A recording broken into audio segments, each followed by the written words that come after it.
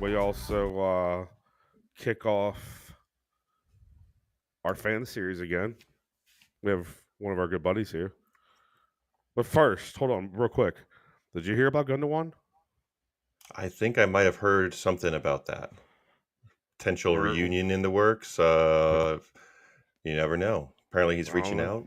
out. We'll see what happens. We got a little tidbit to discuss a little later on, huh? We're going to talk about here tonight. Welcome to the Snobby Boys.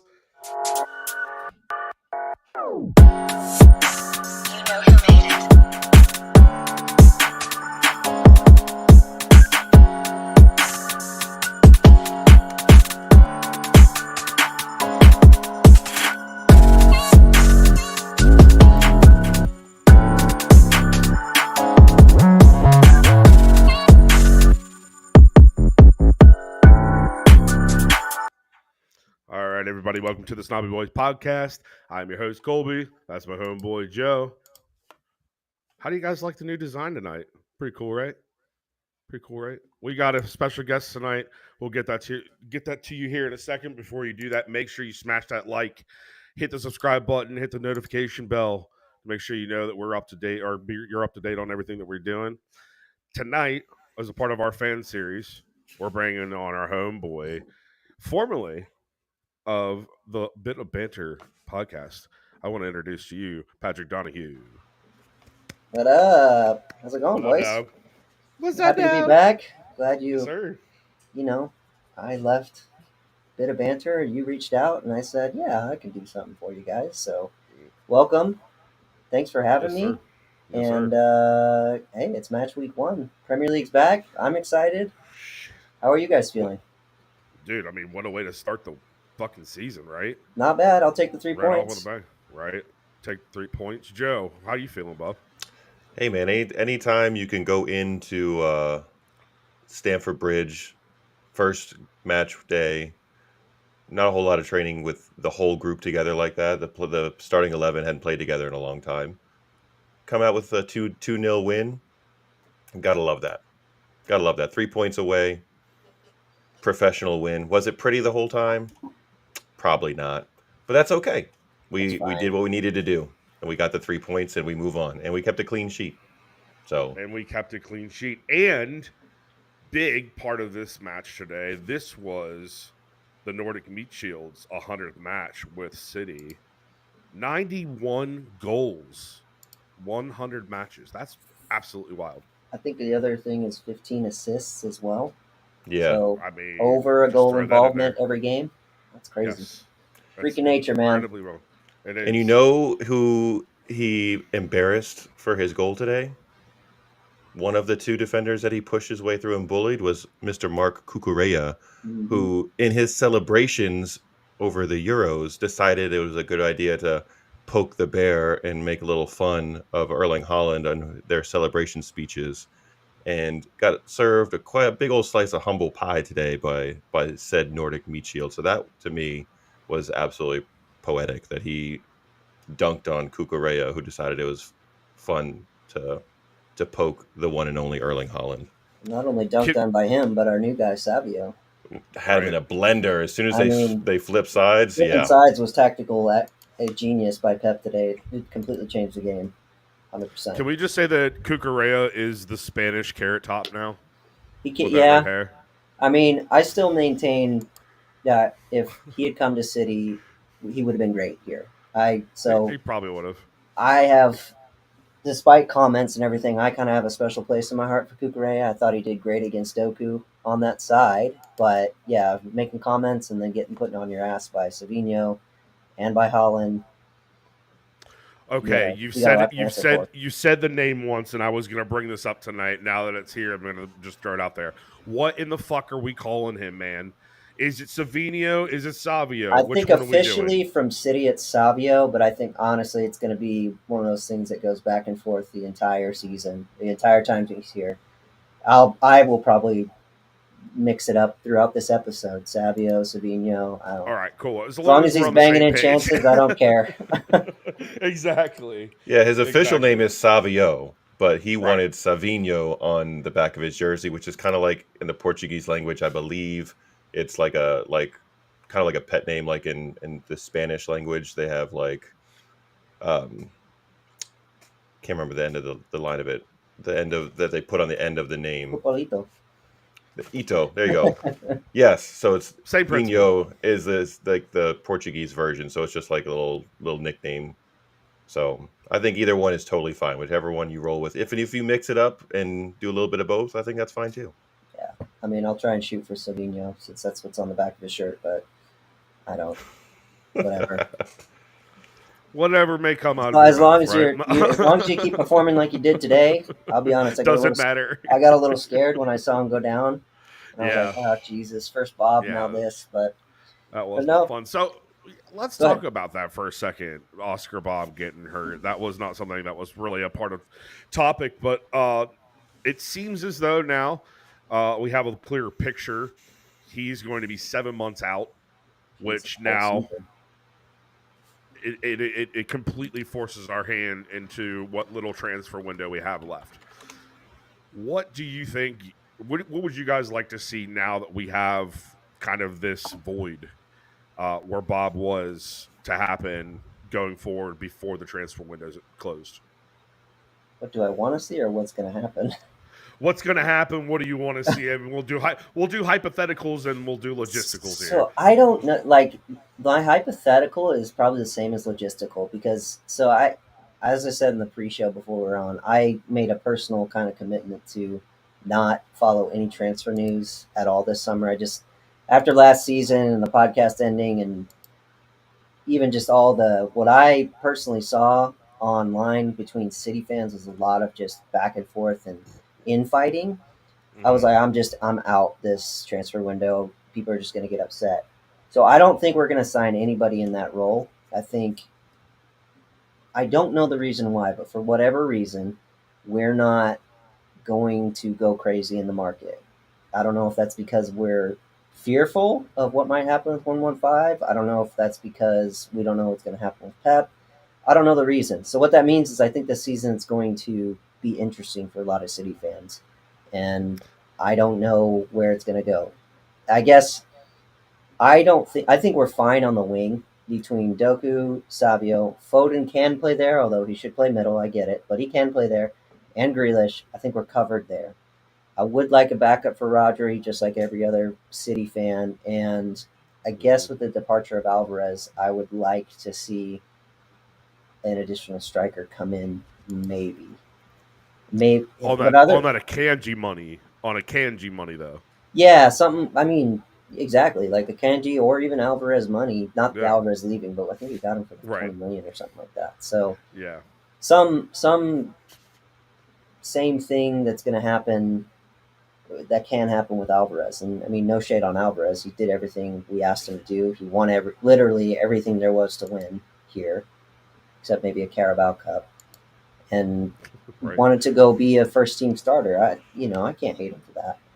So No, not that's at all. I guess in my FIFA world, I mean, let's go get Mbappe and Bellingham and just have a god squad. But but I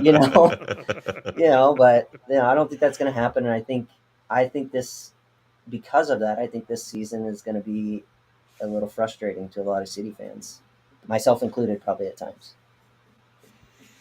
Joseph.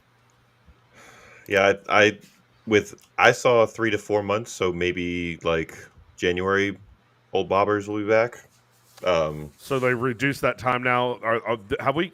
From what I understand, he had a fractured fibula, which that's a big deal. That takes a while to heal. I've known people who've completely busted them in half, and they've been in braces with screws in their leg for anywhere between 9 to 12 months. I mean, he is young, so that'll help him heal. Drink lots of milk. Take some calcium pills if you need to, whatever it takes, brother. Pills. But yeah, I don't think we panic buy at this point because I think that's what a lot of people would expect us to do is to just go throw crazy money to bring somebody in to replace him because he was doing so well at the preseason and seemed like he was locking down a major role right off the bat. But with the guys that we have on the squad now, I don't think we need to go find someone to replace him because if he's going to be back for when the Champions League kicks back off again in February, we can get through that. We did that with Kevin last year, where we had to bide our time with him and wait, and we didn't necessarily need to go in and grab somebody off the market just because. So I don't think we need to do that. I would like to see another midfielder potentially come in. I really liked what I saw from Kova today, um, in that holding role, because he pretty much was playing in that space by himself today, and I think he did a really good job in that. And with what we have, we're versatile enough, I think, to cover. Um, I would like to see either a veteran striker or a 19, 20-year old that's performed maybe a little bit already in a lower league and might be ready for spot minutes here and there. But I do think it would be nice to not have to rely on the false nine again if we don't have to. If Holland has to miss any time, it would be nice to not have to totally rework how we play for whatever period that might be. And hopefully we don't have to worry about that, because Holland is healthy the whole game, the whole season, and all that jazz. So for me, don't panic. Don't go spending crazy amounts of money. That's probably the key term for this entire season is don't panic. Dude, it's like you mentioned about the transfer stuff early on at the beginning of the beginning of the summertime. Mm-hmm. That's been what we've been trying to echo to everybody. It's like, just trust the process, trust the club, don't freak out, have faith that it's all going to work out, and don't just go crazy, because folks tend to do that with not just our club, but just any fandom, any team that's got a passionate following. They tend to get overzealous at times. So I actually find the whole one in, one out perspective kind of funny, because in so many cases in the past few years that I've seen, we haven't necessarily needed the one in, one out. This season is a perfect example of it all. I don't really see a like-for-like replacement for a Julian Alvarez. I just don't. Yeah, that's tough. You know what I mean? It's a very, very tough void to fill. What does Echeverria play? He plays he's a 10 mid forward. Yeah. Oh, okay. He can fit that 10 role nice. So if in the case of, we do have to, injury plagues us, and we do have to resort to a false nine, and he's coming in the wintertime, I'm okay. I'm not scared. I think it's. I guess maybe you just train your brain for so many years that you see a player go in, a player go out, and you just think that that's just kind of the norm. I mean, we've broken the mold as to what conventional transfer windows should look like. Mm-hmm. You know what I mean? Especially with the amount of money that we have capped on certain players. I mean, shit, how much money have we made just this summer? I believe the last list I looked at, we were in the negative spend. So it's like people are just not really used to this style of business. And I think that's really what it is. Like, I think it's a touch of the financial illiteracy and not knowing how business works. I think also, like, isn't there's new rules. They changed, like the Premier League made that weird rule change for transfers that put us at the bottom of, like, we couldn't spend a whole lot. I don't know all the details behind it. I just know the Premier League changed their rules. So, like, maybe clubs are still figuring that out too, because I think it's been, unless you're Chelsea, like, I don't think a lot of people have brought in, like, crazy, huge talent across the Premier League. No. You know? And I'm not even pulling in from other leagues really either. I mean, there's really not a whole heck of a lot out there. I mean, what's there is what is there. Yeah. Really. So yeah, let's go ahead and get into this Chelsea match. Pretty strong 11 considering what is available. We didn't have Rodgers available. That's the other thing. Clean sheet without Rodri. First clean sheet without Rodri in, like, years. Are you guys ready for the semi-automated rule? Oh my God, bro. George. What's up, George? We were talking today, weren't we? Dude, me and him, it's funny he brings that up, because me and him were going back and forth over text today. Obviously, he's my old co-host from the Bit of Banter days, the Chelsea fan, closeted City fan. But right, yes. But we're gonna get you one day, Jorge. Yeah, we'll get him over here. He's gonna be in my wedding, actually. So, But we were talking about it in like some of the VAR calls, like with Jackson's two of Jackson's offside, and Yeah. then the Holland goal. I'm like, bro, it takes more than 30 seconds to look at this thing. It's not clear and obvious. Let's move on. So I can't wait for semi-automated to clean all this BS up. It works in the Champions League, great. It worked in the Right. Euros just fine. I don't know why the One of Premier the League's lagging behind with it. We I talked don't about either. this I last mean, time. Most expensive or most richest league in the world, and except for maybe the Saudis, and they right. can't. I don't know. Well, and it's the thing that there's other sports in the world that have mastered the instant replay, if you will, and NFL. Look at NFL. exactly prime example. And it's like you're not using it to its full benefit. One of the things I saw a couple seasons ago is that the Emirates, there's a track. I forget what side of the stadium is on, but there's a track with a cart, right, and it just slides back and forth with a camera from end to end, and it is perfectly down the line. Like you Hmm. can't mess it up. So why aren't we using this? Like, it's funny. You see it on the TV, it's always at an angle, right? They give you a straight line, but you're at an angle. So you're like, When they that were could drawing the go either line, when they were drawing the way. line for the Holland goal, they were showing it from the corner flag, trying to like see if Bernie's foot was past their Levi Caldwell's, I think it was. Like, if this is the angle you're showing us, there is zero chance you can make a definitive answer on whether or not it was offside. So it was like, exactly, put the track in there. Let's get it going. It worked in the World Cup in 2022. Yeah. They've had plenty of time to work out the kinks. Let's get this rolling and utilize it to the best of our ability so we can get decisions made quicker and make sure they're actually accurate, Clearly because today. it's still drawing lines from somebody on a screen. It's not Yeah. like And that's just it. All we're doing is drawing a line, guys. If Anthony And Taylor's and any this is any controversy. indication, yeah, like yes. English refs are not going to get this right. I thought Anthony Taylor was awful today for both Oh, sides. as I honestly always. think he let us get away with some stuff too. I mean, and that's from a Yeah. freaking City side of things. Not to mention Enzo and Caicedo. Caicedo. Thank you. Yeah, it's like Mhm. I don't know, man. It just needs to come in. But anyways, we derailed. George, you get us involved, and we're going to derail your conversation. You wanted to go through the starting 11 and the match. So let's go back to Colby's original starting 11 and talking about the match there. Yeah. I mean, strong starting 11. That's what we have come to a conclusion considering what we had available. No Rodri. Um, we started Savino. That was. I think a lot of us did not expect that. To be honest, I think a lot of us expected probably a Grealish Doku type of matchup or pairing on the wings. So seeing Savio come in, get minutes early, make contributions, be a part of the team is really awesome to see. Um, you get your first understanding of how small the guy is, though, right? Yeah, he's a lanky guy, but so was He's Mares. right, but I mean, at least Mares was a little taller. I feel like we're talking about like 5'9" here, maybe 5'8", and very, very tiny, but speedy and agility. Like he's agile shit, which is what's made him awesome.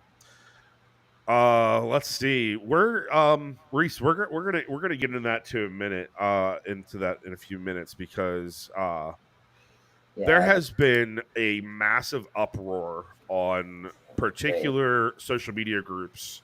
Um, one I'll just say right out loud, the Real Governors group.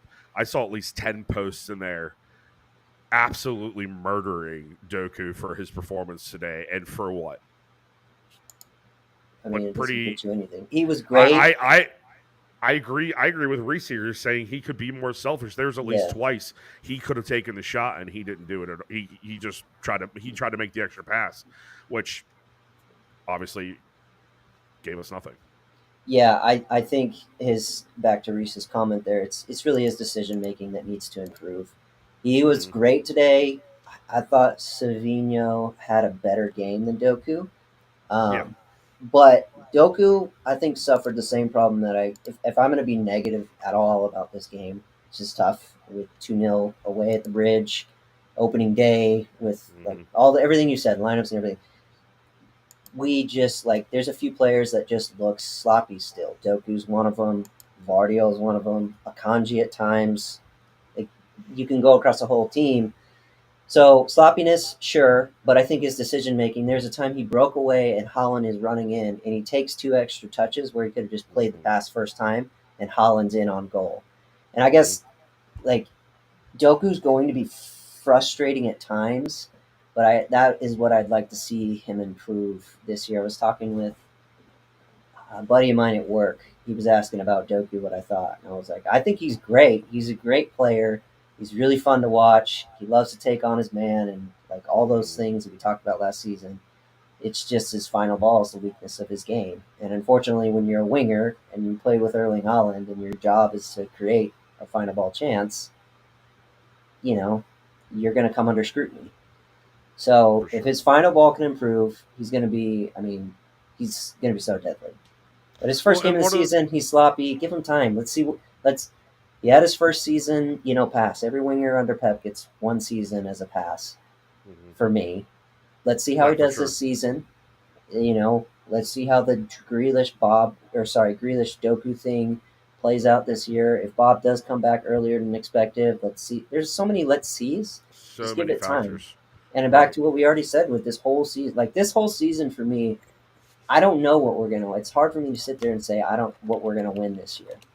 However, I really do think it's like let's just see how it goes, man. Like it's match week 1. City don't even really kick into gear till December, January, anyways.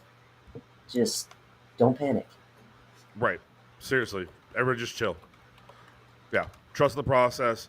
Although the one thing that I will say though is Doku out of our wingers right now, as it stands, he's the one that gets us into the final third with excitement. Yeah. You know what I mean? He gives us something to say, ooh, ooh, ooh, ooh, ooh, ooh. You know what I mean? Like, Jack, you kind of get that here and there, and you're like, okay, this could be pretty. All right. No, he fucked it up again. You know what I mean? With Doku, there is that electricity. There is that spark that makes you say, oh, this could be something pretty. As long as he, like you said, as long as he tames that down, reels it in, and I mean he'll be electric beyond that. First 15 minutes, like we said, Doku and Savio putting crosses, final balls. Holland, in his tap in merchantness, tapped one in. Yeah. Did you see his comments about that goal, by the way? Yeah. It's actually really it's so good. It shows the level of player he was. I was watching a Steam company just before I came on here, and I guess his comments were like, "Yeah, I took extra touches because last season he liked to rush the ball and make saves. So I took a couple extra touches, and I knew he'd come out, so I put it past him." It's like, oh, he's studying.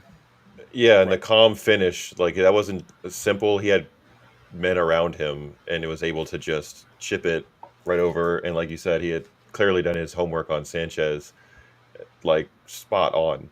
So I was reading those comments just made me like super proud of him as a fan, because it's like, dude, like that's great that you're, and he's thinking about that in game. Like you just gives you a little bit of thought process of what's going on for them. So it's just because I thought when he first took those couple touches in, I was like, oh, he fucked it. He's that's not gonna, we're not gonna score all now. Of us were like, shoot, just take it first time, yes. Bro. And then he went in, scored. I was like, oh well, let me just eat some crow real quick, and why you don't just throw tweets out, as soon as they pop into your head or comments or whatever, because like, hey, trust him, dude. Like he knows what he's doing. Yeah. Mm-hmm. That was a great ball in from Doku. All the shit that he was getting from people that started because he put a great cross in, and Bernie just got a slight deflection to put into the path of Holland. So the three of them combining for that, like you could see things start to kind of develop at certain points throughout the game. I mean, first 15 minutes, like you're saying, we looked good. I thought Chelsea had definite moments where they looked threatening, and if they, when they have chemistry, they have chemistry. Palmer once again looks really good for them. But yeah, you could see little moments where like, oh, okay, yeah, City's in there. It's coming out. It's just first season. It's gonna take some time, exactly. I thought we had some pretty nervy moments for a bit too. One of the comments that I had made note of was it seemed like it wasn't just one player either, but we had a few of them that were just dwelling on the ball just a little bit too long, taking one Mm. or two too many touches, taking an extra minute, a second or two to make a decision on where to pass the ball to, and that the way Chelsea was pressing, they weren't giving us very much time on the ball, so you felt like we were kind of architects of our own downfall for a bit in the first half because we weren't moving the ball quickly, taking too many touches here and there, and then the space is gone and we're getting closed down, so ball's getting played back um, into our face. Like I think it was it a Kanji that was just chilling on the ball and got pressed, and he tried to pass it and Same thing went with like right into the Fabio. Yep. yeah. That could have been So that right there could have been costly. There was a lot of bad ball movement in the first third between Ederson, Akanji. It was very worrisome. Like I think this is probably the most I've ever been scared watching Eddie play. Mm. Yeah, he spilled a couple. Yeah. I don't know, uh, man. His situation's funny. Like, I'm glad he's here. I'm glad we can switch between him and Ortega, but I don't know. I'm slowly moving a little bit more towards the Ortega camp. You can't ping a ball like Ederson, but No. it's, I don't know. No. he just Well, I needs mean, some they're fresh gloves. They were looking a little dirty, a little a scuffed little up. He ratty. just he didn't take care of those ones very well, so the stickiness was gone. That's all. Yeah. He just needs a new Puma. Looking at you, send that man a whole batch of Right. new gloves, please, so he can have a fresh pair for each game. Thank you very much, One How do you of the guys feel things about that Rico Lewis? oh dude. man. For me, man Bro, of the match. I absolutely. loved everything about what he did. Like, Kova was brilliant too. He scored the this clincher, but for me, like Rico he's was so that dude smart. today. He's so smart. Like, I He know he's is. not the biggest, and there are gonna be times where he's gonna get bullied off the ball. Like, that's gonna happen if we play him. God damn, he's so smart, man. He's very And he's susceptible to get 19. No. Doesn't outgunned seem and like it. outbodied. Sorry, what I, was that? he has in any instance he has the potential of getting outgunned and outbodied every single time. But one thing that I see about him every season as he progresses is he gets a little bit stronger, and I don't know if that comes from like the Muay Thai and stuff that him and his dad do, but like his center of gravity, but then also his balance, especially when he gets pinned in the corner. I can't like that's awesome for somebody that's his size. Like Yeah. you can only that's like me putting pressure on my kid who's 8 and trying to get the ball from him in the corner. It's just amazing what he can do. One of the things that I noticed right through I would say about 25, 30 minutes the first half, Chelsea held the bulk of possession, which we're not used to. Yeah. Seemed like That they were so pretty content with it too. Like it was yeah. almost like it was a directive, like, hey, ball and just kind of sit back. You know what I mean? Mm, I was like, this is interesting. We're more comfortable just sitting back, relaxing without the ball, which I don't think is a bad thing because I think we need to be able to do that and be because down the road that's going to happen to us where we're going to have to sit back and defend for a bit. So I think that was good practice, and uh, I like it when we have the ball more. Obviously, it's more fun for us when we're the ones doing the ball, the pinging it around, which got better in the second half. But there was definitely a period there where it looked like we were watching Madrid against us, where it was just like we got the early goal, now we're just going to sit back and defend. mm-hmm. It's interesting to see the influence of Pep in more and more Premier League teams. Whether it's Arteta over at Arsenal, and now Maresca comes from City, and I mean he was with Leicester. I didn't watch Leicester because they're in the Championship, but now you see it in a little bit at Chelsea with and especially with the player like, well, I guess they only have Palmer over at Chelsea, but like that mentality is slowly influencing more and more Premier League teams. So it's interesting to see. And For to your sure. point, like we're gonna have to get used to maybe not having the ball all the time. I think especially when we go against Arsenal, which is in, you know, 4 or 5 weeks or something like that. It's after the international break.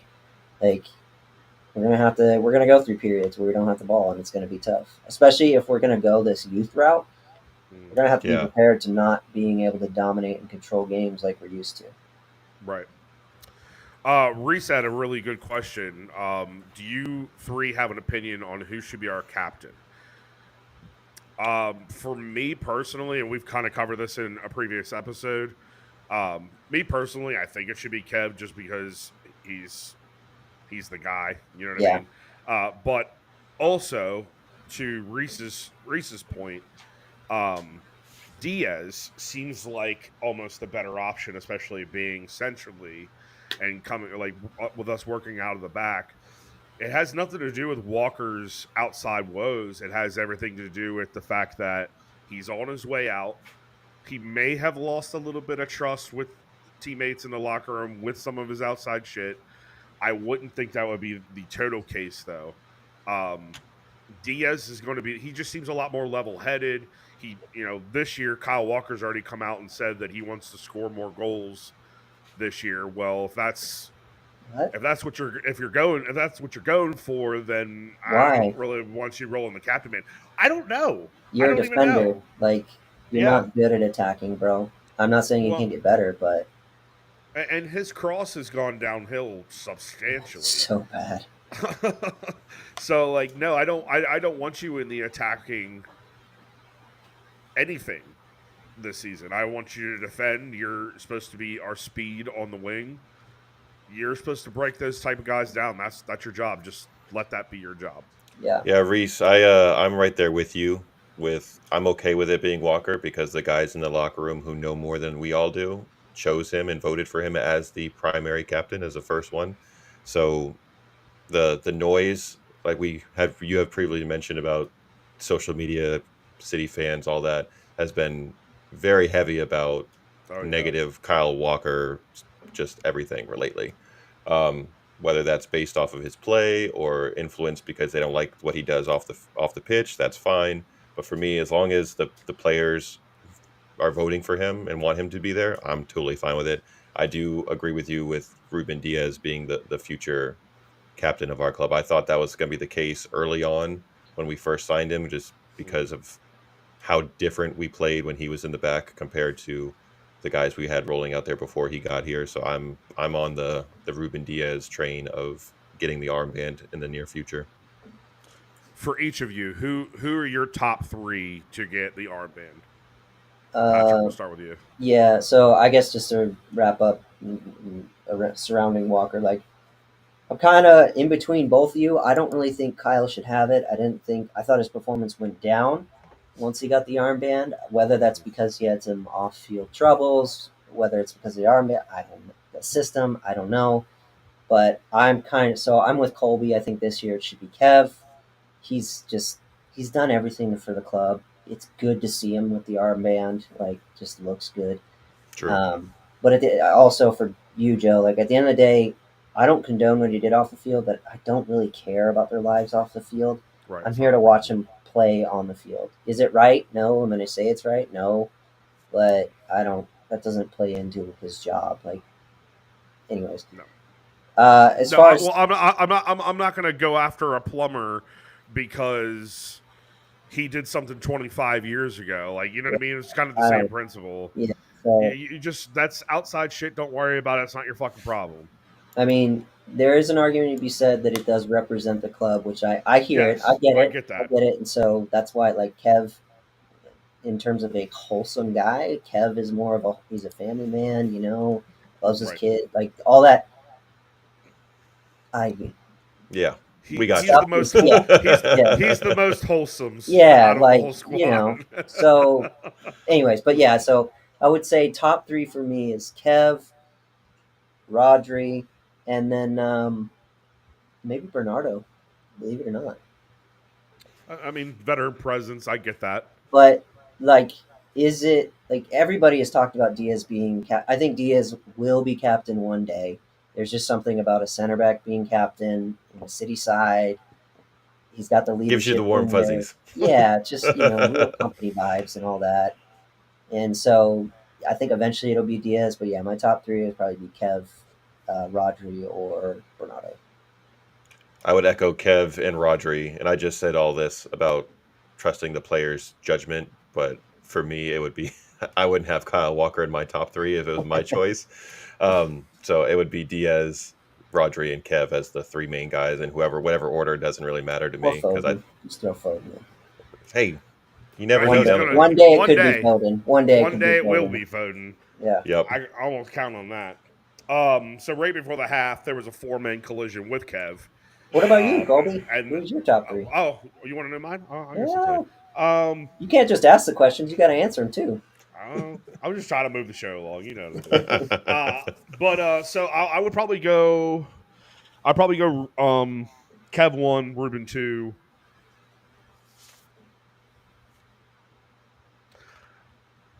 Something, even though he's only been in the club for 2.5, 3 years now, a Kanji because he's smart as shit. It's a good shout. It's a good shout. I mean, the fact that he's a human calculator, that's enough for me. Like you're already calculating shit on the field, so that means I can trust you.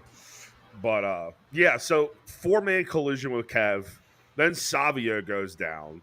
No that part. was probably the most stressful 3 minutes of my life in 2024, at least. Dude, how did Caicedo get away with no fucking foul or yellow for just absolutely cleaning out Kevin when the ball was already gone? Nothing, no look back. That was maddening for me, considering the knocks that Kevin has taken the last few years. Seeing anybody go in on him like that just absolutely makes me infuriating. And then, which is par for the course, I guess, for Anthony Taylor. The answer is it was Anthony Taylor. That's the answer as to why it didn't happen. But like, 100%. It was as blatant as of a yellow, I think, as you could get, and he didn't even acknowledge that anything happened, which was frustrating. I think Enzo was being a little bitch the entire game, and dude, him and Caicedo. Did he end up getting a yellow card? Like, I know there was talk about like his comments post Euros, and I'll come out and say I'm like, I don't care what about those comments necessarily, but his on-field performance of him complaining, or sorry, his post-Copa because he plays for Argentina, but like his on-field performance, like it's very Bruno Fernandes like, wasn't it? He did it in preseason too. He's going in like Jack got in his face a little bit of like, dude, this is preseason. Stop going in so hard, right. Especially preseason. Like I get it in the Premier League, but all he does is complain and complain and complain, and he's a great player. He doesn't need to do that. But yeah, like you said, Fernandes is the same way. Fernandes is a good player. He doesn't need to do that shit. And if you're going to be the tough guy, actually be tough and don't turn around the next time and roll around like you were the one that got stepped on. Like back it up, either be the tough guy or don't flop around like Neymar has been known to do, rolling around on the pitch. Like you can't have it both ways.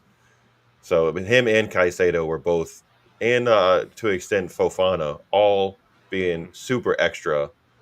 All match long. That shit was so annoying. Can we all agree that Enzo has a very punchable face? 100%. None more than Garnacho. Garnacho's he takes the cake.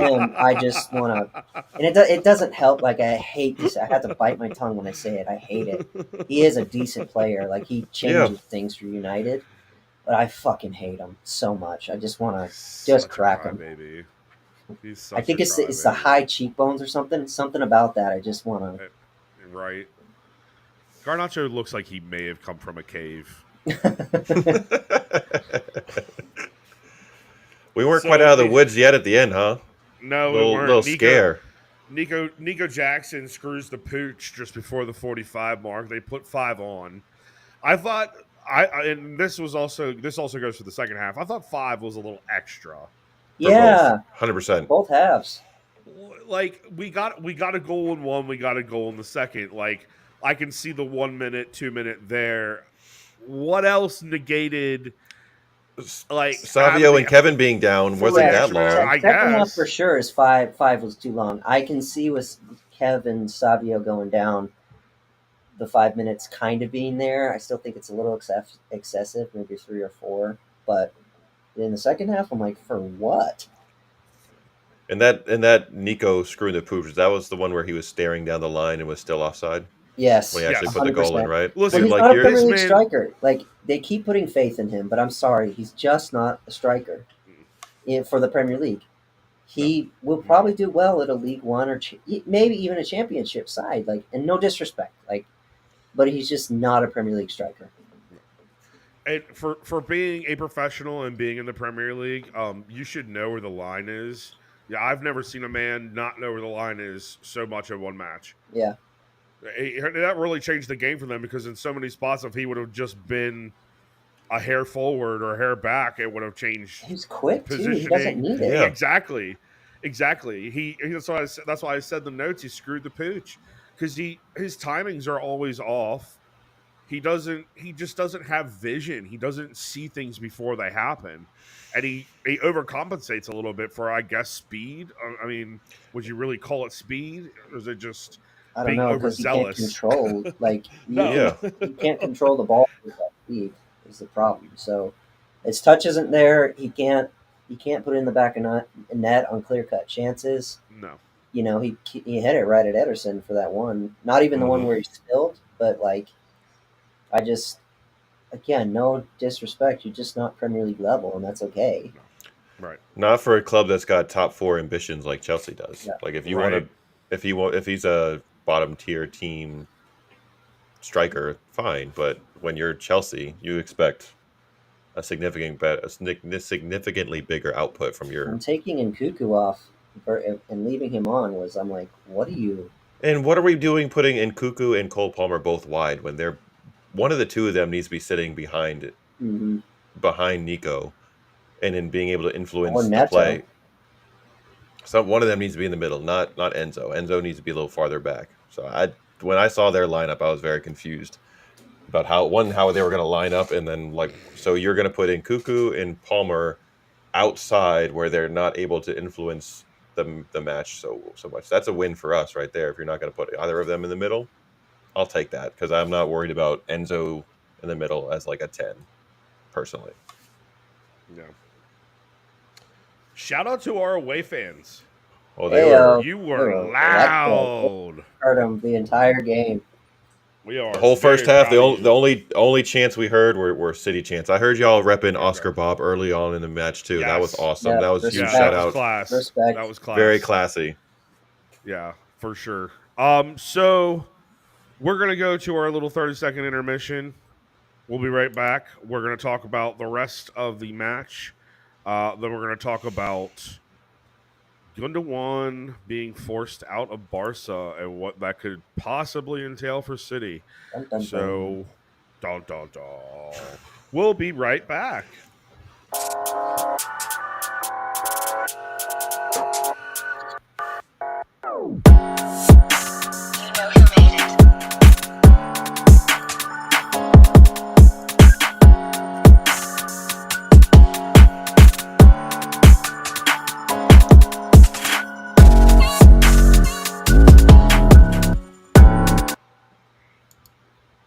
Right on. There's that. Hey, guys, make sure you hit the like. Make sure you hit the subscribe. Make sure you hit the notification bells. There's 26 of you in here right now. That means there should be 26 likes when I look. Let's do it now. Also, just so you guys know, we posted this up last week. I posted it up on our new graphic this week. If you look in the right-hand corner, that is the QR code that takes you right to the Snobby store. We are still doing 15% off with the code Snobby AF. 15% off till September 1st. After that, we're going back to regular prices, guys. So make sure you get it while it's hot. All right. Moving on. 10 minutes into the half, Rico's tossed onto the pitch on a shot attempt. A little naughty push there at the end of having his knee go right into the. Oh. At this point, I want to punch my TV because Anthony Taylor is a complete twat. Yeah. If you want to call it a foul, fine. I don't understand why there's a card there. Like,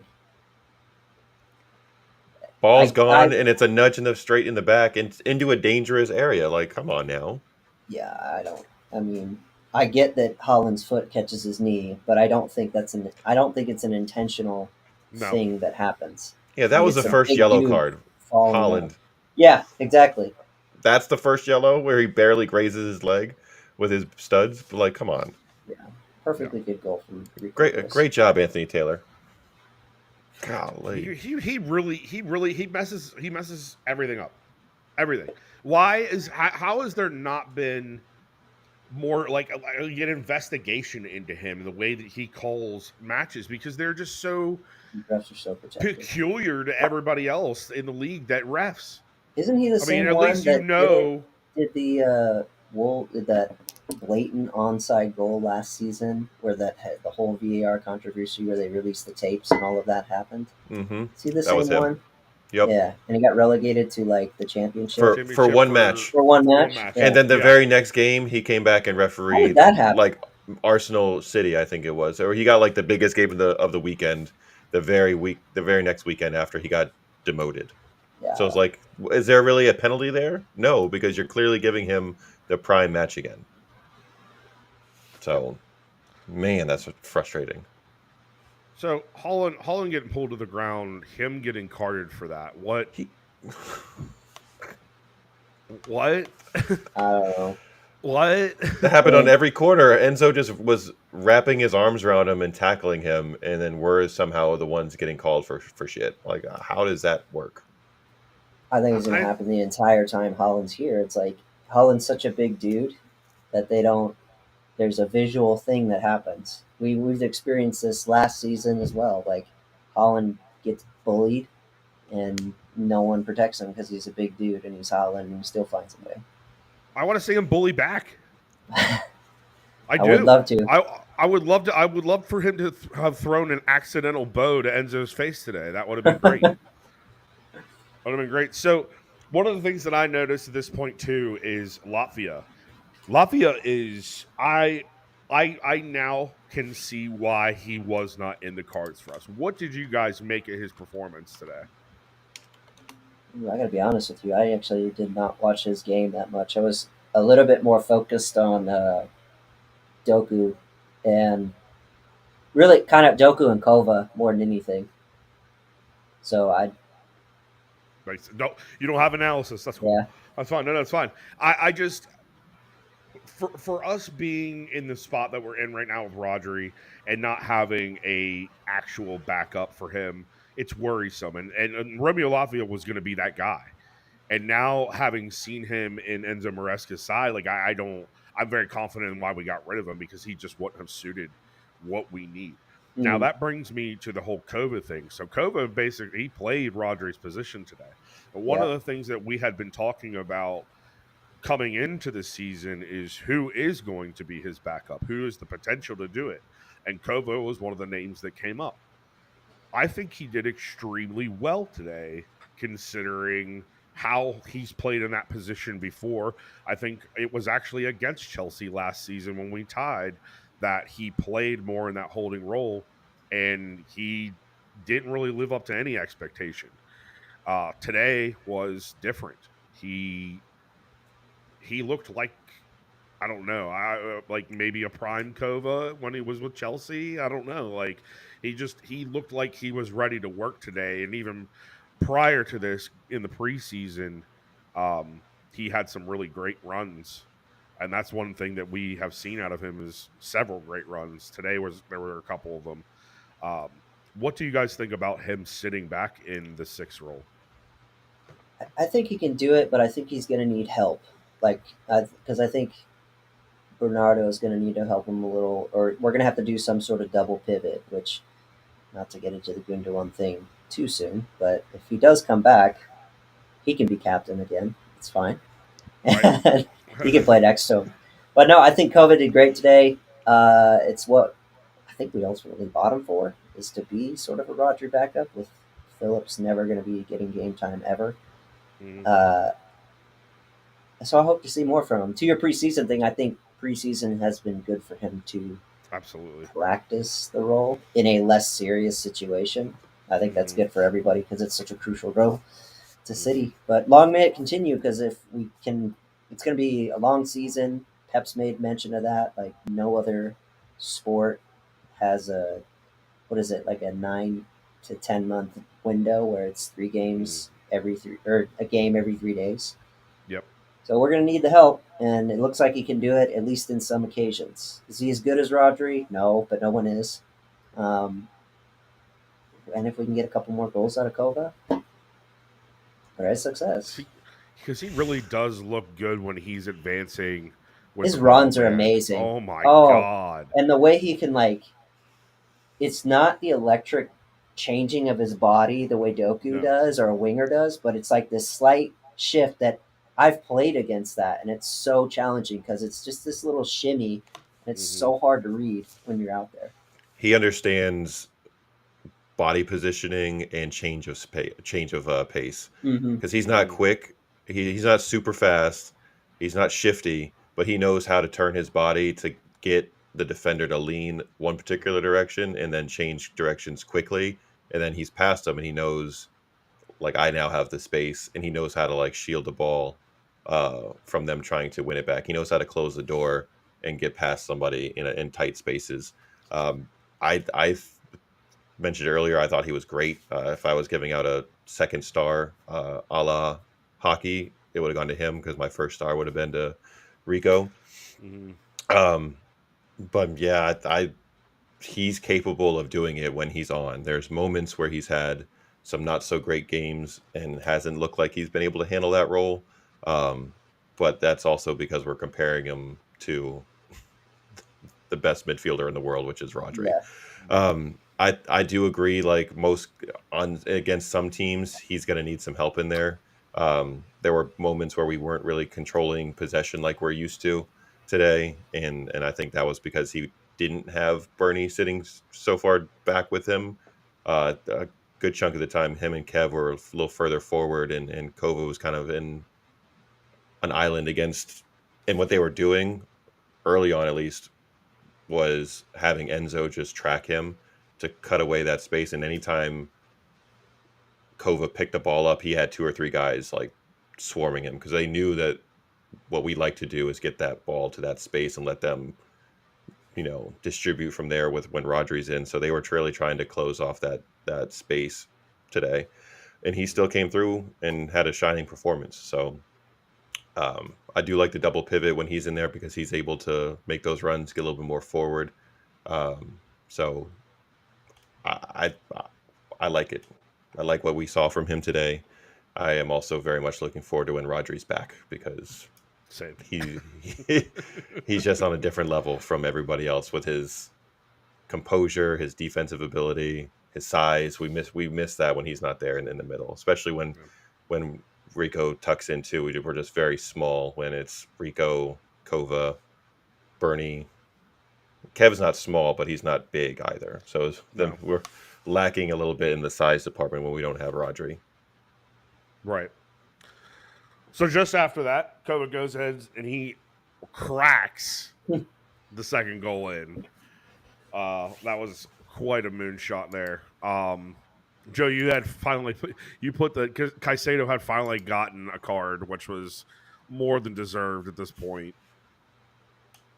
Dude, again, super late, and just before that, he was already picking at Doku and was trying to stir him up, and then I think he came in late and almost gave like you were asking for from Holland, give Enzo a little elbow to the side. He needed the He he business at this point. He he needed the did that shit. business. He did that shit to Doku too, and I was like, okay, well, that's about to pop off here, and then it's what 30 seconds later, it's coming back down the field, and he comes in and cleans him out.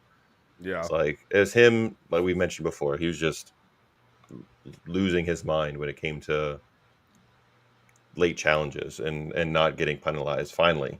And what, like the 85th, 86th minute he gets it. That's too late at that point.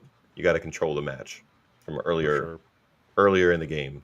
So that kind of shit doesn't happen, because it's dangerous, and we don't need any of our guys getting hurt anymore, No, especially in the wing. speaking of dangerous, how about back to it? I think it's back in the first half, so apologies, but the you're good. first Nico Jackson offside where everybody and their mother saw that it was offside and they don't raise the flag. Like, that's going to lead to it didn't today, and it obviously I think Chelsea. Everybody thought it was the players thought it was offside because Chelsea's way they play after that is very lackluster. But that rule's got to change too. And another reason why I can't wait for this semi-automated thing, because that's going to lead to some dangerous plays if you don't call it in a high stress situation and somebody potentially comes flying in. I I hate that rule. It's like we That all was know it's offside. Everybody Yep. and their mother knows it offside. Mhm. Just put the and flag up. and he kept the flag down through like an extra minute or two of Yeah, attacking play in the box and No. waited so long to put the flag up. So it's that was I'm glad you brought that up because that was super frustrating like in the what are we moment. doing? He's off. I literally, as I saw the ball was played, I'm like, oh, he's off. He's off. And Nope. what really is Okay. the point? And what really is the point of a late flag? Like, when it happens, it happens.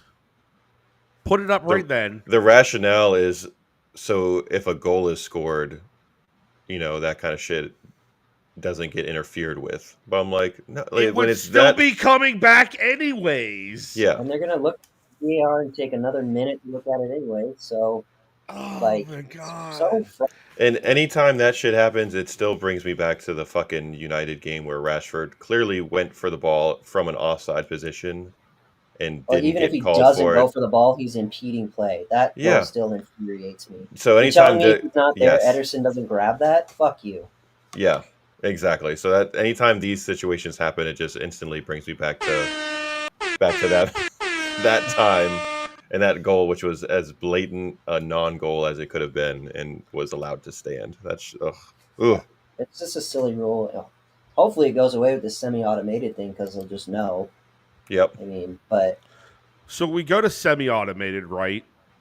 How long is it before we go to completely automated? With the way I don't. technology is running, like, is It's this like tough. another 50-year thing, or is this like, slow progressions, or like, I just, What would fully automated look like would be the question I have.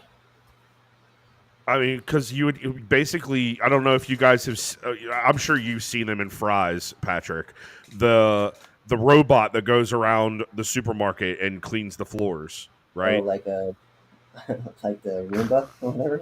Kind of, yeah, like a tall Roomba, right? And it Uh-huh. just zips around the pitch and stays in the center of each, third of the pitch while the match is going on. I mean, maybe we're way, but I think we're a long We're ways way away off from that. that. Yeah, we We're still way gotta. off that. We still need a human because at that point it's like my fear with some of this automation stuff and the technology. I think it's great. Like there are definitely good automation things like goal line technology. That's great. It's simple. Did the ball cross the line or not? And the ref gets a little buzz on his wrist. That's awesome. VAR, I think, as its core, can be good. It's just terribly implemented. We've seen it implemented in good ways in other leagues. But my concern is when we're getting down to millimeters and zooming in to see things, it's like at the end of the day, humans are playing this game, and part of what makes this game exciting is the imperfection that comes with it. And I know that sucks when you're in a big moment and your team gets a shit penalty call or something, but we're still getting shit penalty calls even with VAR, so nothing's really changed. So Right. unless we want to go to playing with robots, at which point it really will be a money thing on how much you spend, because the better AI or operating system or whatever the hell that looks like, Yep. I don't know, is going to go to people who spend the most money. Right. And then maybe you can have an automated ref. But yeah, I don't think we're close to that anytime soon. At Well, least the not in my only lifetime. right, not in our lifetime at all. But the one thing that I think about very often, especially in this, is that even with clear cut vision of where the ball is or where the body part is or whatever it may be, there is still a bias that happens from the human. Mm, When is there going to be accountability taken when we have clear cut evidence that a call should have went one way or the other and the ref simply made an error or did it on purpose? I think you make a good point because we've talked about, maybe not with you, but I've talked about in the past before, as I feel like since VAR has come in, it has taken accountability from refs. Like I remember when I started watching, which to be fair is, you know, not my entire life, but when I started watching, were there still calls that like you got mad at that were shit? Of course. I feel like the refs were better because the impetus and the responsibility fell to them. Yeah. Mike Dean got a lot of criticism, but Mike Dean was a damn good ref. Mm-hmm. you know, and linesmen made decent calls, and they, could call it. And it's a hard job. Like being a linesman at a pro level has got to be so fucking difficult. Especially when you have that crowd right behind you Oh in your yeah, ear, in banging it the all bridge 90 is they're minutes. right on top of Yeah. you, 100%. Yeah. So I just think that what VAR has done is taken responsibility away from the guy on the field managing the game and off to Stockley Park or wherever the hell they have their trailer. Mm-hmm. So the only reason I'd like to get rid of it is just train better refs. And like you're saying, when is there accountability? If you make bad calls, I think everybody's allowed to make a bad call. Sure. Everybody is. But if you consistently make bad calls, what is the evaluation structure? How is that looked at? I don't It's like this. When you're in an authority position, which referees are, Mm-hmm. you're never going to make all fan happy, but the more transparent you can be about your calls, the better it's going to be for the entire football fandom. And you see the same thing with government officials and whatnot. Not that this is a political thing, but if you're in a position of authority, you have to be more transparent. And I don't think Sure. referees are. Yes. I agree with that 110%. And the transparency can come as simple as putting a microphone on said ref for him to at least announce the call to the stadium. That way there's a voice to it. There's something behind it rather than, oh, it's just this. Because With that's how, what happens a lot of times more often than not, is that it's just like, oh, it's just this. There's no debate to it. There's no this, that, none of that. Like, it's just what we say. I think I would be against them doing it during the game because with how rabid football fans are, especially like in a derby match or something, like that's just Sure. not going to be a thing. But a post game interview or a breakdown or something, like it could be as That simple could, as like yeah. I almost am certain, and I don't know. So if I'm wrong about this, I'm sorry. But there has to be some sort of report written up by these refs on the calls they made, if they're big ones, like a red card or yellow card, and why they made them. Right. That could be publicly made available easily by the Premier League. It can go on Sure. some cloud site where you can read a report of here's why we made the decisions we made, here's the conversations that were happening between the linesmen. That's all recorded. They could put those transcripts up. You could have AI transcribe it, no problem. Mm-hmm. So, like, that's the kind of transparency we need to see. Then you could go and it's publicly available. You read the transcript on why they made the calls. Is it going to please everybody? No. Are you still going to be upset that the call didn't go your way? No. Or, I mean, yes. Yes But, and no, depending on how it goes. or depending Yeah. what well, if it went against your team or not. But, Right. Exactly. like, so no, it's not there are no solutions, only trade offs, But at least you're providing transparency at that point. And this is totally reasonable to do within the realm of what the refs make, the professionalism level, and then at the end of the year, or they have a 6 month review throughout the season. I don't know. I don't know how that goes, but You could real do it simple like solutions. you could do it like big manufacturers do, or like there's uh no accidents for so many days, right? Yeah, You have yeah, yeah. no fuck ups for so many games, and those amount, and you get award for it at the end of the year for being the most concise, and you know what I mean. Like, it could just be that simple. But I mean, I hear what you're saying. There's parts of even doing that that could take elements away from the game and what we see it, or how we see it as fun and entertaining, Yeah, the where it live could be thing I don't see, completely but taken the piss out of. Yeah. the live thing I don't see. But like I said, all that their earpieces and stuff. That's all. If it's not recorded, it'd be very easy to get it recorded. All Yeah. three of us would know how to do that. Right. Uh, and then with AI, it's really easy to transcribe that stuff, man. So just make it publicly available, and if you want to go look it up, go look it up.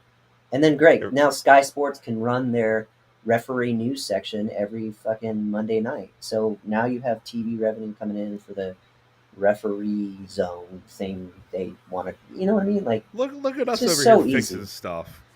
Sign me up, Sky. All you got to You do is know pay what I'm me, saying? $250,000 a year. I'll be your And you consultant. have to pay for me to move over there. Well, yeah. That's all I ask. It seems like the Um, referee union has their hooks in folks because you can't say anything negative about them during the match. The broadcasters are That's clearly fucking told communism. the broadcasters are clearly given a directive like you can't go too hard on the referees.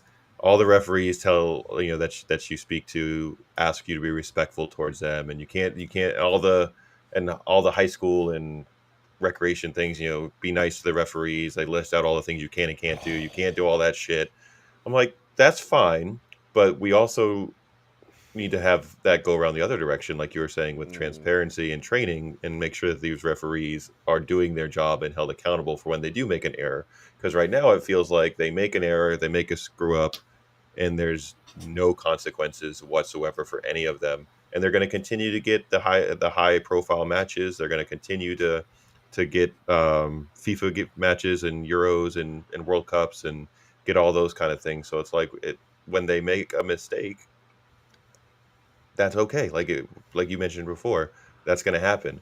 But in the real world, when you make a mistake, there's usually some kind of consequence There's that a goes along with consequence, it. right? And for the referees, ain't no consequences. Oh, you got demoted for one game, but then you're right back up doing your normal gig the next. Like that's not a consequence, especially when you continue to get FA Cup finals and semifinals and all those kind of things. Like there's no when you two things. There's no consequences for when they do make human errors, which are normal but that's the case with everything. And then there's no transparency into how they make Their decision making. and then their performance reviews. There's no uh nothing that I'm aware of anyway out there that says this is how we rate our officials on matches and this is how they get game assignments, and there's no behind the scenes look into how they go about doing those things. So when you see an Anthony Taylor get a massive match 2 weeks after making a really terrible blunder, it's like, what are we What the supposed heck? to think here? Yeah. I think at the end of the day, Listen, look at it too. We've spent here's another way it's ruining the game. We spent 10 minutes now talking about refs. You know, right? so we're not talking about football anymore. And that's not anything on this episode. It's just more a comment on like this is also what it's doing. It's taking the conversation away from what we should be talking about, which is just players on the pitch Right. doing their thing. And I just want to throw this out there at the grassroots level. Like we as parents, we have to sit through a whole thing with our coaches and refs and be told and to sign waivers that we can't say anything during games. We can't shout things out them. We can't be rude. We can't have a differing opinion. Which I threw the word communism there for a second, but if we're held to that standard, especially being at the grassroots level, the standard should be 20 times higher at the professional Class A level. Yeah. I'm just saying. And again, that's where that transparency comes in. But anyways, exactly. So now that we've kind of we gotten through the match, it's done. 2-0, 3 points. We go against Ipswich. It's Ipswich, right? Which one is it? Ipswich. There you go. We go against them next week. To go up against a Ed Sheeran run team is kind of funny. Yeah. Moreover, the fact that we will be going up against our academy player, Liam Delap. He's going to see some first team time against us, which I'm sure might not fare well for him and his morale. But we do go on to them. Let's get into some Gundo talk. So it is believed that Gundo is being forced out of the Barcelona camp. With that being said, does City take the plunge and try to bring him back on a free? And depending on what you read, he's also reached out to see if we are interested also. So it seems Really? like there is some, depending on how much you believe in the rumor mill. Sure. Let's qualify with that. The reports are, we'll say that allegedly, Barca don't think he's part of their plans. He also is looking to leave and has inquired with us through back channels about coming back, kind of deal. So For me, I think that's a no-brainer. It's not going to cost us much of anything, Give and him the it's contract not. he should have had anyways. Right. Yes, exactly. And he's not coming in for an extended period of time. He's going to come in for a year, maybe two. And he already knows the locker room. He knows the system. He's going to simulate right back into the group, no problem. And he's not Hell, going to he's be coached the somebody. EDS. Yeah, he's Yeah, not going buddy. to. And he's not going to be, and he's not coming in with ego where he's going to be expecting to start 30 matches. He's a guy that knows his role, knows how to perform well in said role, and isn't going to cause any waves anywhere. So to Nope. me, it's a no brainer. It's not a backward step. It's not taking away anybody's playing time that we're looking to grow and develop. It can only be a help, in my opinion. I would echo that. I mean, if he's available and he's on the free and he wants to come and we want him, I'll take Gundo in a heartbeat. Like, we need that guy who's going to make a ghosting run and you know, He's like the be happy Gundo Roy again. Kent. Yeah. He's like And the like, happy Roy Kent. now, historically, I haven't seen City go back in for players. So Never mess with your ex. that is something to consider in this. And also, when a player gets kind of shown the door, like Barcelona's such a mess that I don't. I mean, I get why he went there because we wouldn't give him a contract, which I think was silly. But in this situation, with the market as it is, with Saudi being a thing, I can also see Saudi putting in an offer and him going, to make bank over there. I don't. But I then haven't. that also echoes the MLS. He could come here. He could do the New York He City. could very well come here. Look, I would love it if, like what Joe's talking about, he does a year or two here, and then he kind of goes the Aguero route, where he's like a club ambassador. And I know he's been doing Yes. coaching stuff, so send him be the youth league coach for a little bit. I would love to see that. Him be the coach of the U18s. I mean, that gives us Yeah, a potential another coaching option for the future. Somebody who knows the club in and out, who sees the culture and the business all being done and is good with it. You know what I mean? Like, what better spokesman to have and to lead your team than somebody who's been a part of it and was a part of some of the most historical moments of this club? Pep said himself that he's the one player from his squad that he sees going into coaching. Vinny aside, because Vinny already did that. But. Right. Well, I understood why he went. I didn't really understand the move if you're a Barca person, because they already had plenty of midfielders and guys younger than him that they're trying to give a bunch of minutes to. They're like, why you already I don't have think Gavi anybody and understands Pedri what Barca's doing. and yeah, exactly. And you got Frankie De Jong. Like you have plenty of guys that play the exact same position as him, and you're going to bring him in and then pay him all the salary that you did, because that's apparently part of what they're trying to reduce the salary budget and see him as surplus at this point. But I'm like, that was the case last year when y'all went for him. So it's Right. almost You like didn't they even did have it money. to spite City at the time. They're Yeah. like, well, let's just go get him because we did the same thing with Aguero and we'll rub it in their face kind of thing. Yeah. Because I didn't like I get in that, because for him it makes sense because you're looking for some security for you and your family for the last couple years of your deal, and it's a beautiful city. Why not?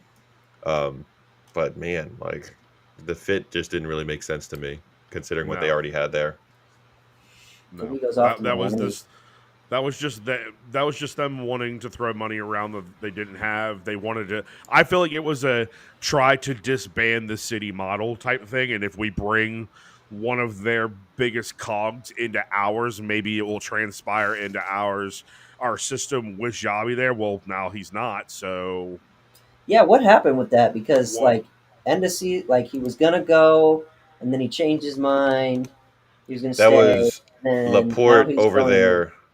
Oh, Laporte over pulling there strings. went and was like, you're not we're not going to renew kind of deal, and oh, then had second guesses or second thoughts, I guess, and then Xavi was like, fine, I'm out, and then Laporte went back to him, schmoozed him, convinced him to stay, just to turn around to say, no, we don't want you anymore, so he could have We're he good. could have the power play. so it So could it be was Laporte's, yes, have the last It- laugh.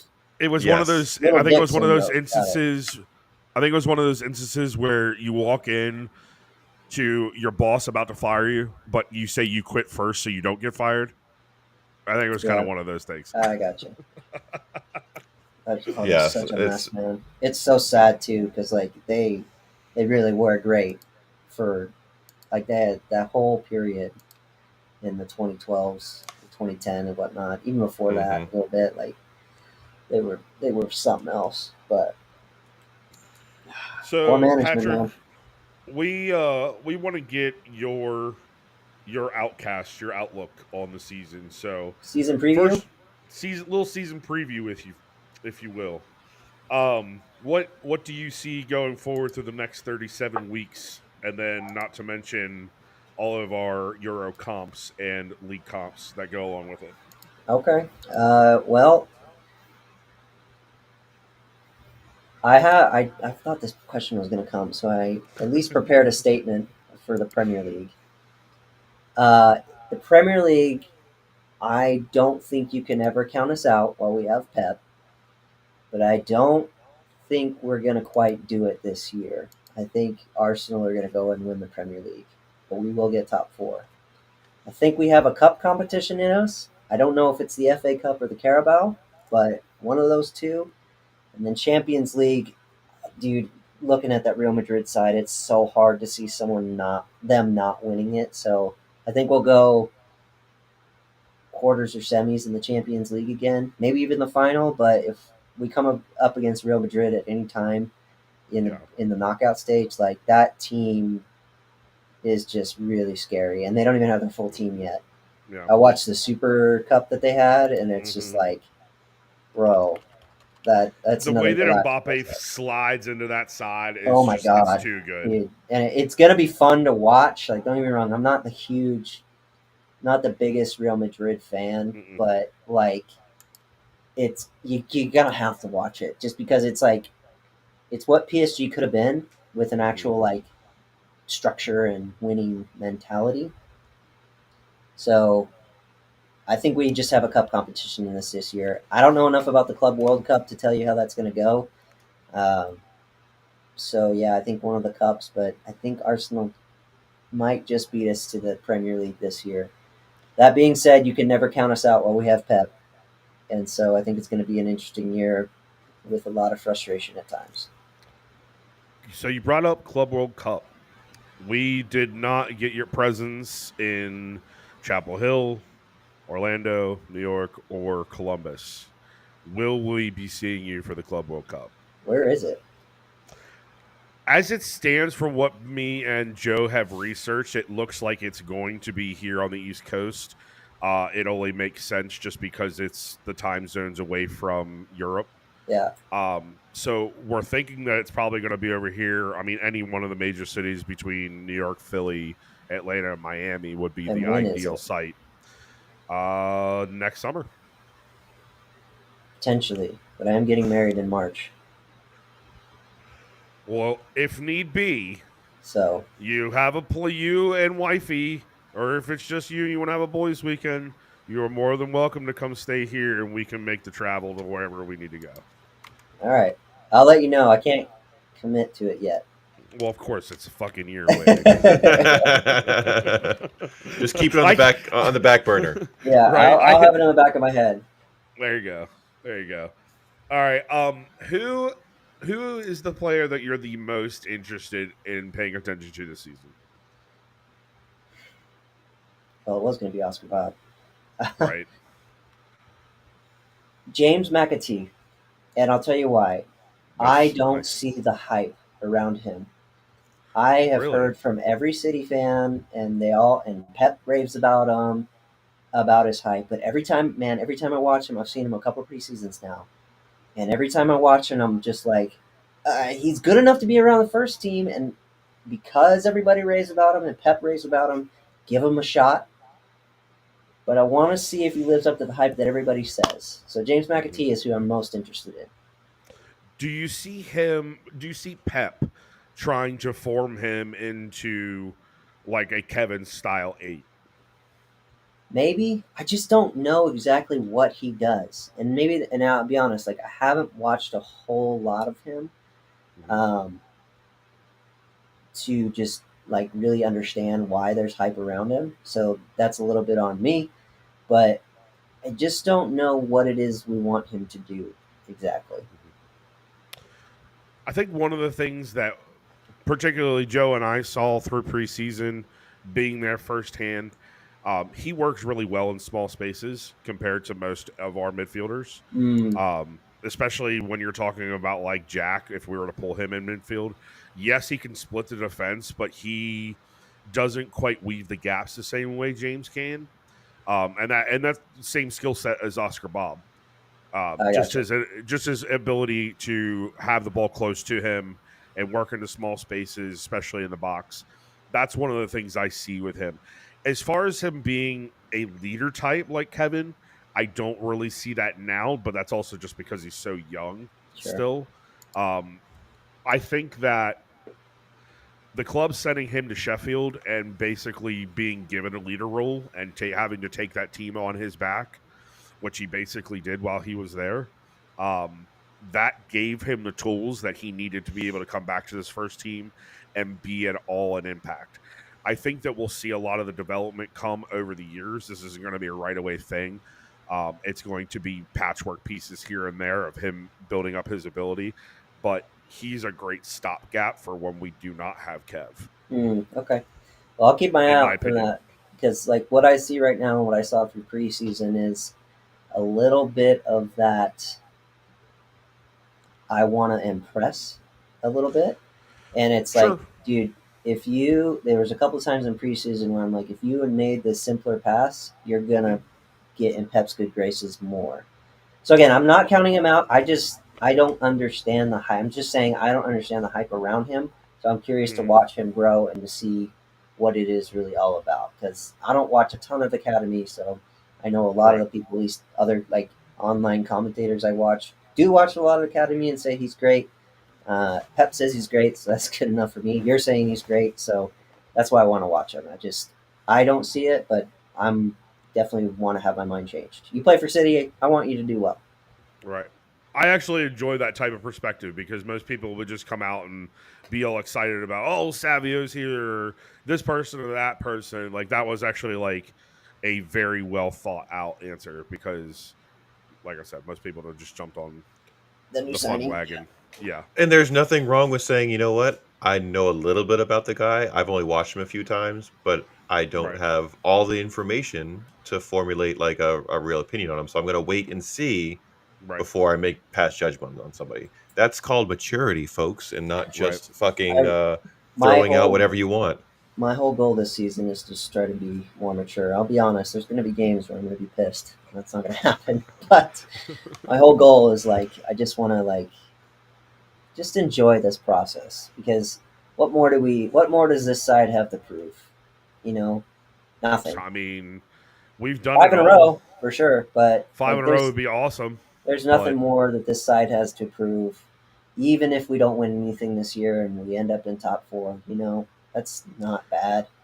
We're still in the and Premier League. I don't and want to to have become like a United or Arsenal fans where it's like, we didn't fucking win anything. Oh my god! right have an aneurysm It's over like it. Jesus. You're in the Premier League. You're gonna be fine. Right. It's not like you're being relegated 2 leagues down or whatever. I like that you Which said could it. possibly. Enjoy the ride too, because we don't really know how much longer we're going to have Pep around, and this is Hmm. such a special time that we've had him for this extended period that we've had. Do you know That Mole from Noisy Pod?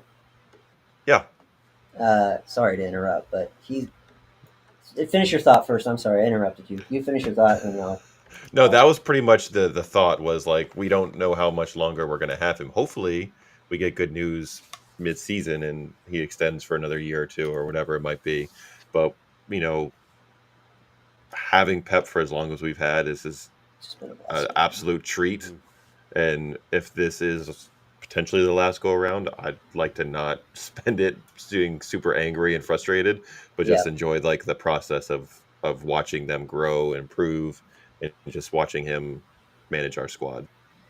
yeah. So the what Mole had a very similar point about that. I think he said it towards the end of last season on either some show he was on or maybe it was Noisy Pod itself. Um, but he basically said like I don't want to get caught up in if like is Pep going to extend or is he going to leave, or that conversation so much that I miss what's actually happening, and I miss enjoying him being here. Definitely worth having a conversation. I'm sure we could go, have a conversation about it. But I really liked how he said that, and I really want to try and just enjoy potentially his last season here. Hopefully, I'm with you guys. Hopefully, he extends another 17 years. But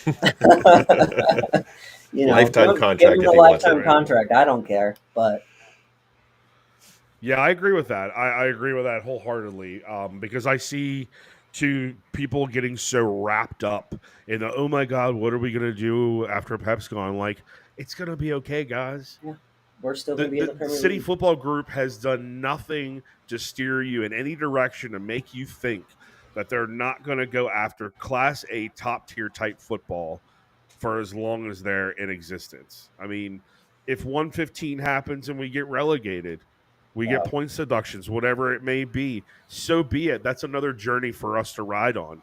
I think a lot of us are ready to strap in for that even. You Same. know, I'm so there's a excited there's if that a happens. exactly because there is a point where, and I got this way with Formula One even recently.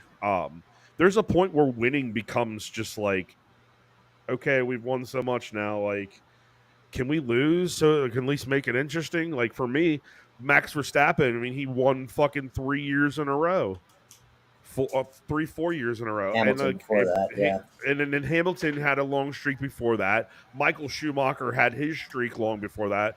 Kimi Räikkönen too. It's become boring in a sense. So it would almost be lively to go down to League One and have to work our way back up. I mean, not saying that it's going to happen.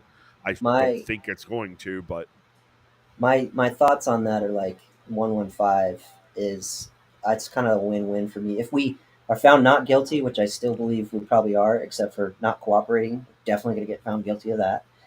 But if we get found not guilty, it's like, okay, party time. Y'all tried your hardest and we were fine, so fuck all of you.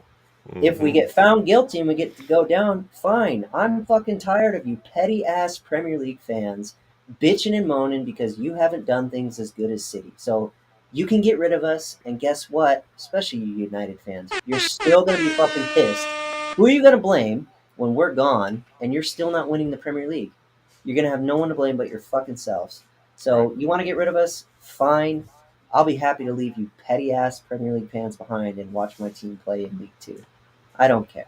It's a win-win for me.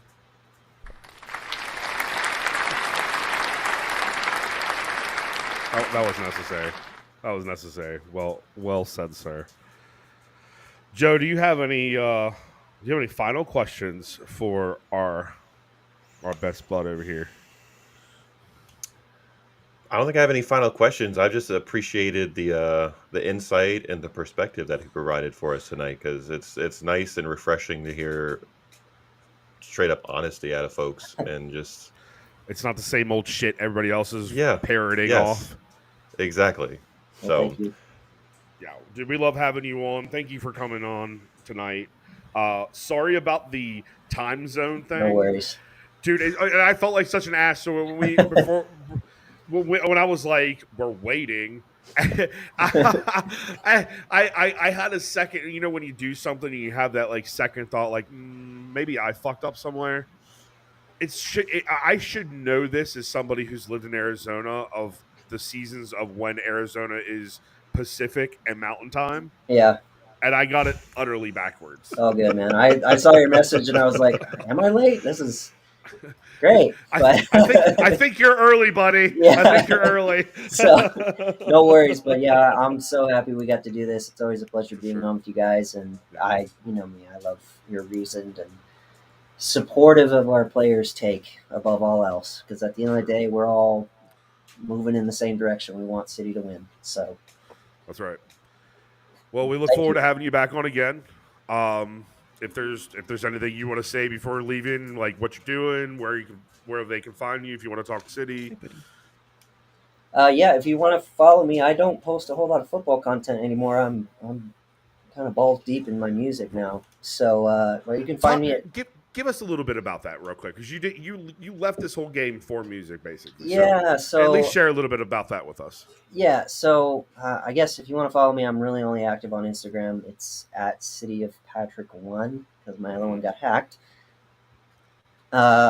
But yeah, so I left and kind of disbanded Bit of Banter for two reasons. One, I just, I'll be honest, guys, I got off Twitter and I'm just so tired of the vitriol and the pettiness of social media It's and visceral. trying to make it and infighting. It just, that exhausts me.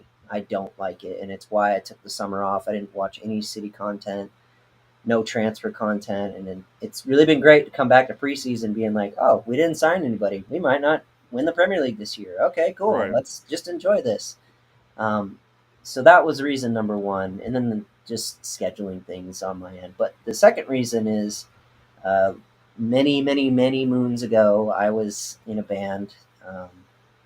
You won't find us out there, but we were called Cities of Refuge, and with a really good friend of mine, Brandon, and our I reconnected with. I didn't reconnect. We've kind of always stayed in touch, but we started making music again. We reconnected with another one of our bandmates and kind of just started this new project, writing about just where we've been the last 10 years, man. Like a lot of what we're writing right now is just kind of our own personal mental struggles. Of for me, like perfectionism and having to always be perfect. Otherwise, everybody I love is going to leave me.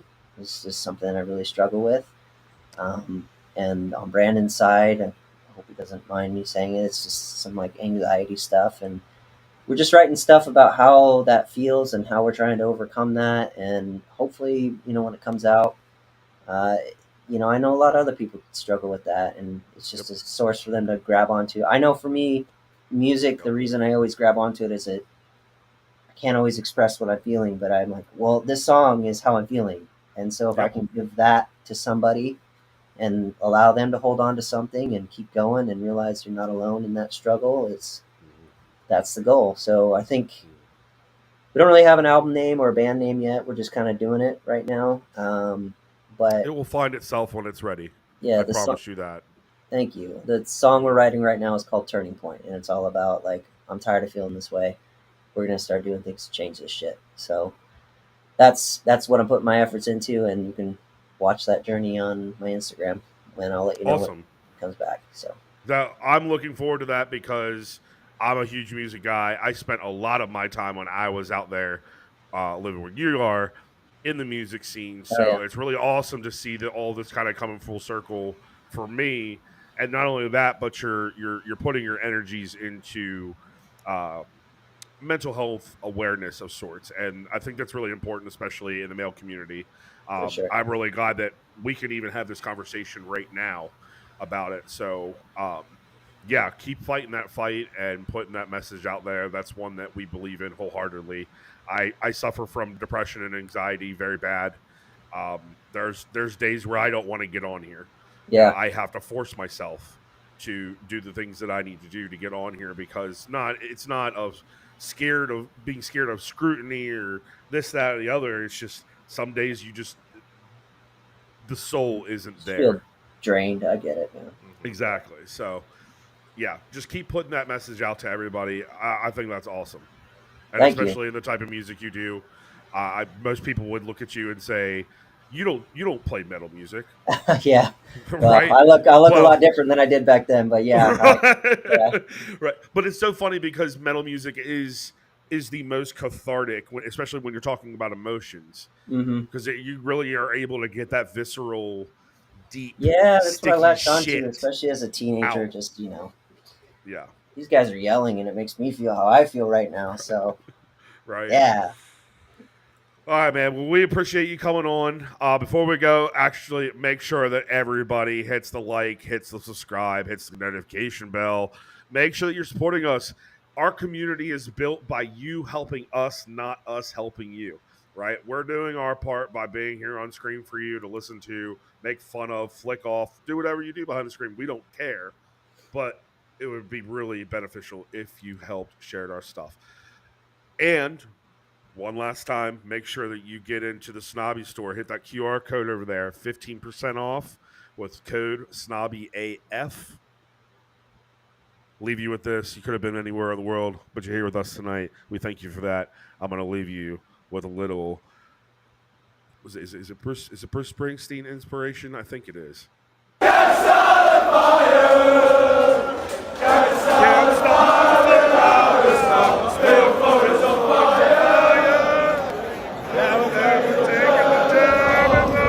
No.